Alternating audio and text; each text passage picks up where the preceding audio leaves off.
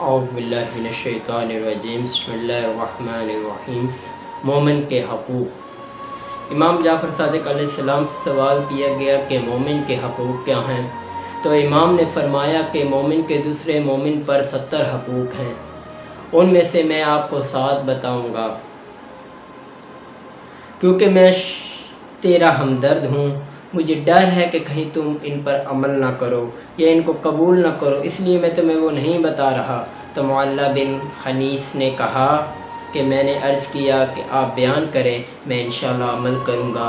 تو امام نے فرمایا ایسا نہ ہو کہ تم پیٹ بھر کر کھاؤ اور تمہارا ہمسایہ بھوکا رہ جائے، ایسا نہ ہو کہ تیرے پاس لباس ہو اور تیرے دوسرے مومن بھائی کے پاس لباس نہ ہو، تم اس کے لیے رہنما بنو، تم اس کے لیے ایسی قمیض بنو جو وہ پہنے، تم اس کے لیے ایسی زبان بنو جس سے وہ بولتا ہے، تم اس کے لیے وہ چاہو جو اس سے اپنی ذات کے لیے چاہتے ہو۔ پھر مولا فرماتے ہیں کہ جب تم ایسا کرو گے تو گویا کہ تم نے اپنی ولایت کو ہماری ولایت کے ساتھ جوڑ دیا، اور ہماری ولایت خدا کی ولایت ہے اور تم اس سے متصل ہو گئے، یعنی تمہاری ولایت خدا کی ولایت کے ساتھ جڑ جائے گی۔ دیکھیے اس معاشرے میں کس طرح مومنین کس کو آپس میں رہنا ہے۔ آپ مثلاً آپ کے پاس اگر 2 جوڑے ہیں کپڑوں کے تو آپ کو چاہیے ایک اپنے ہمسائے کو دیں، سب سے پہلے اپنے رشتہ داروں میں دیکھیں کہ کوئی غریب تو نہیں ہے، اس کو دیں، اس کے بعد باہر جا کر دیکھیں کہ اگر کوئی غریب ہے تو اسے دیں۔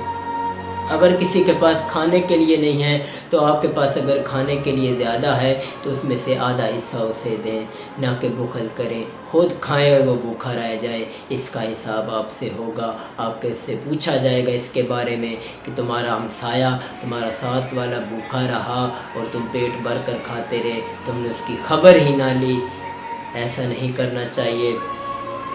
اور یہ جو ہے نا کہ مومن کے لیے قمیض بنو جسے وہ پہنتا ہے، تو قمیض سے انسان کیا کرتا ہے؟ اپنے جسم کو ڈھانپتا ہے۔ اس سے مولا فرما رہے ہیں کہ تم ایسی قمیض بنو یعنی اس کے عیبوں کو چھپاؤ، نہ کہ آیا کرو سب کے سامنے اس کے عیب، ہر کسی کو اس کے عیب بتاؤ، نہیں، مومن کے عیبوں کو چھپاؤ۔ اگر تم کسی کے عیبوں کو چھپاؤ گے تو خدا تمہارے عیبوں کو چھپائے گا۔ دوسرا کہ اس کی زبان بنتا ہے، تو زبان سے انسان اپنی حاجات پیش کرتا ہے، تو مومن کے لیے یہ ہوتا ہے کہ اسے نہیں بولنا پڑتا، مومن اس کے لیے جا کر بولتا ہے، یعنی اس کی ضروریات کو دوسروں سے مانگ کر لے آؤ، نہ کہ اس سے خود مانگنا پڑے۔ تمہیں اس کی فکر کرنی چاہیے، تمہیں اس کے لیے چیزیں، اس کی ضروریات کی اشیاء کو فراہم کرنا چاہیے، اسے دینا چاہیے۔ مومن بننا مشکل ہے، یہ حدیث اس لیے پڑھنی چاہیے تاکہ ہمارے اندر احساس پیدا ہو کہ ہم جو خود کو مومن کہتے ہیں تو ہم اپنے اندر مومنوں والی خصوصیات بھی پیدا کریں، نہ کہ صرف حدیث پڑھیں، بس مومن کہلائیں، بس ختم۔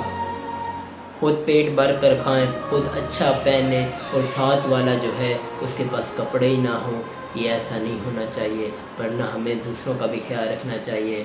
سب سے پہلی بات تو ہمیں اپنے رشتہ داروں میں دیکھنا چاہیے کہ کوئی غریب تو نہیں ہے، اس کے بعد باہر دیکھنا چاہیے۔